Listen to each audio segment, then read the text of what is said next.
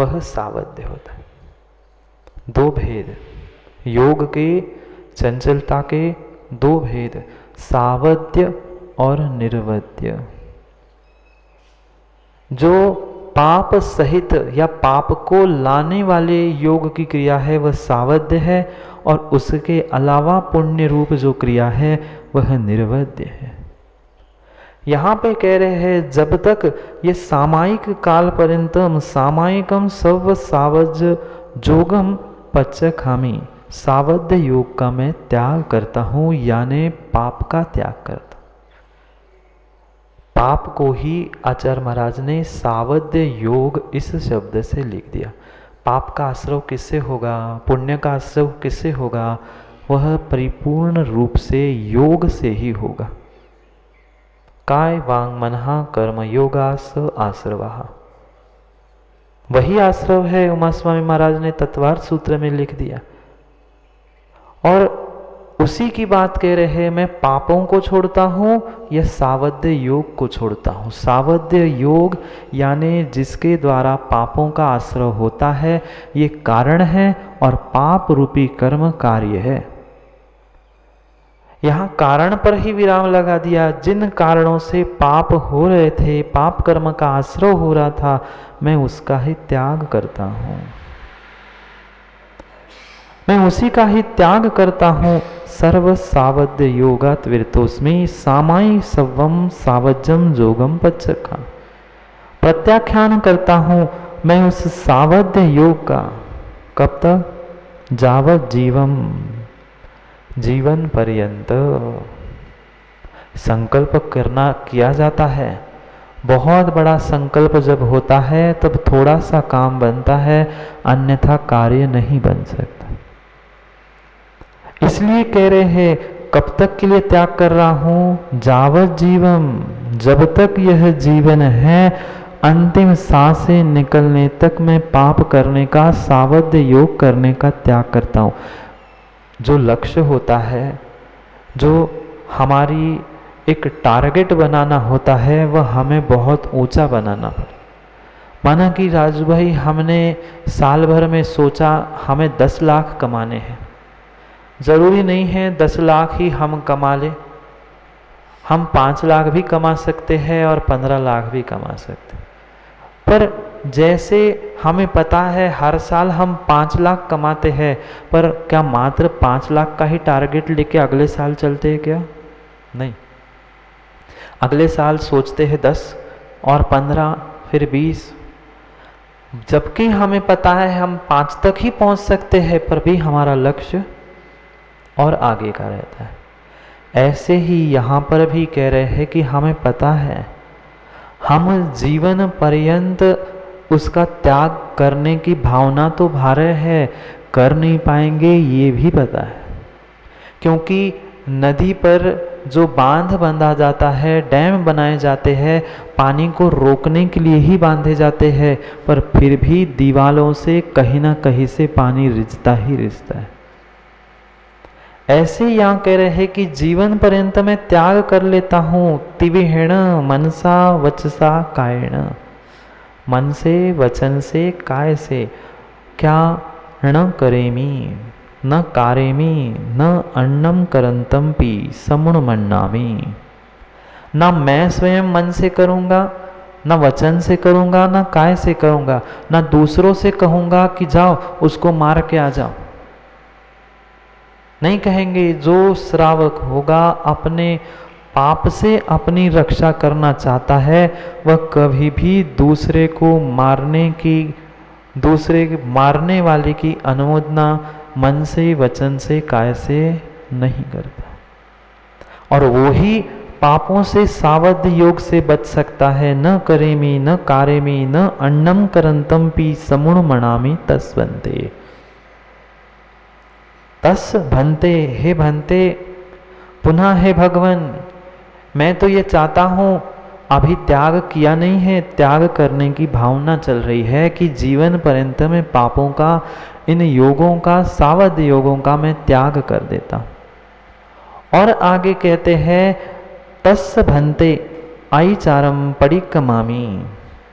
इसलिए जो हे भगवान इन व्रतों में अतिचार लगे हैं, अतिचारम यानी अतिचार लगे हैं, पड़िक्कमामी, उसके लिए मैं प्रतिक्रमण करता हूँ, निंदा करता हूँ। किसकी? किसी दूसरे की निंदा नहीं, स्वयं की गलतियों की ही मैं निंदा करता हूँ। गरहा करता हूँ। अप्पाणम जावंताणम भयवंताणम पज्वासम करेमी तावक कालम पावक कम्मम दुच्चर्यत्वोत्सरा। ये प्रतिक्रमण का दंडक कहलाता है। कायोत्सर्ग के पहले प्रतिक्रमण के दंडक में ये सब कुछ पढ़ा जाता है। मैं ऐसी भावना कर रहा हूँ, अब तक मैंने पाप किए, अब उन पापों को छोड़कर आगे उसके बारे में मैं प्रतिक्रमण, निंदा, गरहा करना चाहता हूँ। वो भी किसके साक्षी पूर्वक? अप्पाणम, आत्म साक्षी पूर्वक। जाब अरिहंताणम भयवंताणम, जितने जितने अरिहंत है, भगवंत है, जितने काल में आज अरिहंत भगवंत है, उन सबके प्रत्यक्ष परोक्ष रूप से उनकी उपासना करता हूँ। पज्जुवासम, उनकी उपासना करता हूँ। तब तक, जब तक उपासना करता हूँ, उतने काल पर्यंत पाप कर्मों और दुचेष्टाओं का त्याग करता हूँ। कब तक कर रहा हूँ? समझना, यहाँ पर प्रतिक्रमण चल रहा है। कल तक हमने अपने दोषों के बारे में संक्षेप से भूमिका बनाते हुए प्रभु के चरणों में निवेदन किया। अब पुनः कह रहे हैं कि हे प्रभु, मैंने ऐसे ऐसे पाप किए, मैं पापी हूँ, दुरात्मा हूँ, जड़ बुद्धि हूँ, मुझे अपने गलती का एहसास हो चुका है। अब जब तक प्रतिक्रमण कर रहा हूँ, प्रभु की भक्ति कर रहा हूँ, तब तक जितने जितने पाप के योग है, पाप के निमित्त है, उन सबको उस काल पर्यंत मैं त्याग करता हूँ। किसका त्याग कर रहे हैं? अनुभव किसका त्याग कर रहे हैं? सावध्य योग, यानी पाप के निमित्त, पाप कमाने के लिए जो योग है, उन योगों का मन वचन काय से कृतकारित अनुमोदना से मैं त्याग करता हूँ, छोड़ देता हूँ। वो सरामी का अर्थ होता है छोड़ देता हूँ। दुच्चर्यम, जो दुष्कृत है, वह मैं परिपूर्ण रूप से छोड़ देता हूँ, त्याग कर। फिर कायोत्सर्ग किया जाता है। आप भी प्रतिक्रमण में रोज 2 दिन से कर रहे हैं ना? महाराज जी पढ़ाते हैं इसका त्याग करता हूँ और फिर कायोत्सर्ग करते, फिर त्याग करता हूँ और फिर सबसे आखिरी में कायोत्सर्ग कर। ऐसे ही प्रतिक्रमण में 4 बार कायोत्सर्ग करने की व्याख्या आई है। सिद्ध भक्ति, प्रतिक्रमण भक्ति, फिर निष्ठितकरण वीर भक्ति, चतुर्विंशति भक्ति, तीर्थंकर भक्ति, और 5वीं जो कृतिकर्म में नहीं गिनी जाती पर फिर भी समाधि भक्ति का भी कायोत्सर्ग करते। तो कायोत्सर्ग किस लिए किया? कि मैंने संकल्प किया कि मैं अमुक अमुक पाप का, कसाय का, दुष्कृतों का, विकारों का मैं त्याग करता हूँ। यह कहना ही प्रतिक्रमण है। तो यहाँ तक हमने समझा। कायोत्सर्ग करने के बाद पढ़ते हैं ना पंडित जी, जीवे मरणे लाहा थोस्सा में हम जीर्ण मरे। अब उसे समझना है। आगे कहते हैं कायोत्सर्ग के बाद आचार्य महाराज की जीवे मरणे लाहा, लाहे दुखे बंध सुख दुखेय। जीवन में, मरण में, लाभ में, अलाभ में, शत्रु मित्र आदि कितने ही प्रतिकूल अनुकूल निमित्त मिले, समता धारण करता हूँ। बंधु मित्र, कितनी भी विपरीतता, कितनी भी प्रतिकूलता हो, अक्सर हमारे साथ यही होता है कि जब तक अनुकूलता है तब तक हम बहुत अच्छे रहते हैं, पर थोड़ी सी प्रतिकूलता होती है तो हमारे परिणाम हम पता नहीं कहाँ से कहाँ पहुँच जाते। होता है निर्मल जी। इसलिए यहाँ कह रहे हैं जीवे मरणे लाहा लाहे। जीवन में, मरण में, लाभ में, अलाभ में, मित्र में, शत्रु में, बंधु में, वैरी में, सभियों के साथ कितने भी कैसे निमित्त मिले समता धारण करता हूं। आगे कहते हैं थोसामी हम जिणवरे तिथेरे केवली अनंत जिणे नर पवर लोय वहिए विहू रे मलेप महापणे। अब मैं 24 तीर्थंकर की थोसामी यानी स्तुति करता हूं। 24 तीर्थंकर भगवान की, मैं जिनेंद्र भगवान की मैं स्तुति करता हूं। वो भी किस किस की? थोसामी हम जिणवरे जिनेंद्र भगवान, तीर्थरे तीर्थंकर भगवान, केवली केवली भगवान, अनंत जिने अनंत सिद्ध, नर पौर लोय महिये जो यह लोक में पूज्य कर्ममल से रहित जितनी जितनी महान आत्माएं हैं उन सबकी स्तुति। शब्द अनेक हो सकते हैं, कहने का आशय इतना ही है कि वे परिपूर्ण जितने अरिहंत सिद्ध आचार उपाध्याय पंच परमेष्टि है उन सबको नमस्कार करते, उनकी स्तुति करता। किसकी किसकी? अरिहंत, भगवंत, सिद्ध, जितने कर्मों का नाश करने के लिए निकले हैं, कर्म मल से रहित जितनी आत्मा हो चुकी है उन सबको क्या करता हूँ? नमस्कार करके उनकी स्तुति करता हूँ। थोसामी यानी स्तुति करता हूँ। किसकी किसकी स्तुति करता हूँ? लोयसु जोयरे धम्मम तिथरे जिणे वंदे अरिहंते कित्ती से 24 समजीव केवलिनो। जो लोक को प्रकाशित करने वाले तीर्थ, धर्म तीर्थ को चलाने वाले ऐसे जितने जिनेंद्र देव है, यानी कुल मिला के अरिहंत भगवान के ही पर्यायवाची नाम समझा रहा है। जो लोक को प्रकाशित करने वाले, धर्म तीर्थ को चलाने वाले जो जिनेंद्र भगवान अरिहंत भगवान है उनकी वंदना करता हूँ। अरिहंताणम अरिहंत परमेष्ठी 24 तीर्थराणम 24 भगवान 24 तीर्थंकर केवलियों और केवली जिनों का कित्ती से यानी कीर्तन करता। अंतर है थोसामी में और कित्ती में। कीर्तन भिन्न है और स्तुति भिन्न है। उनके गुणों का बखान करना ये स्तुति है और उसी स्तुति को विस्तार से पद्य रूप में समझाना वह कीर्तन है। अंतर समझ में आया? स्तुति यानी गुणों का बखान और कीर्तन यानी उसको ही विस्तार से समझाते जाना, ये कीर्तन हो गया।